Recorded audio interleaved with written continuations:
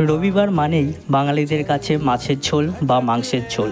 So আজকে মাছের ঝোল বানানোর চেষ্টা করেছি, সেটাই দেখব কিভাবে বানিয়েছি। প্রথমে মাছের পিসগুলোকে নুন, হলুদ এবং সর্ষের তেল দিয়ে ভালো করে ম্যারিনেট করে মাছটিকে 15 মিনিটের জন্য ঢাকা দিয়ে রাখতে হবে। তারপর একটা মিক্সিতে কাঁচা লঙ্কা, শুকনো লঙ্কা, আদা, পেঁয়াজ এবং সামান্য পরিমাণ জিরে এবং জল দিয়ে ভালো করে গ্রাইন্ড করে নিতে হবে।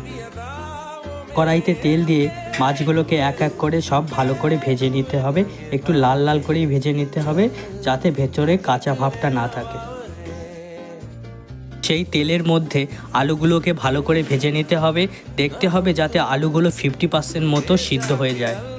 তারপর সেই তেলের মধ্যে কাঁচা লঙ্কা, শুকনো লঙ্কা এবং কালো জিরা ফোড়ন দিয়ে পেঁয়াজগুলো তার মধ্যে ঢেলে ভালো করে পেঁয়াজগুলো লাল লাল করে ভেজে নিতে হবে। স্বাদ মতো নুন এবং হলুদ গুঁড়ো ভালো করে দিয়ে ভালো করে পেঁয়াজটাকে কষিয়ে নিতে হবে।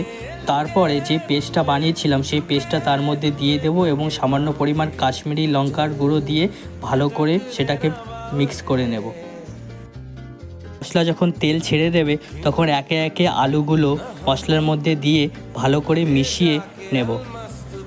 তোমরা দেখতেই পাচ্ছ আলুগুলো কত সুন্দর মিশে গেছে। তারপর সামান্য পরিমাণ জল ওর মধ্যে দিয়ে আস্তে আস্তে সব মাছগুলোকে ওর মধ্যে ঢেলে দেব।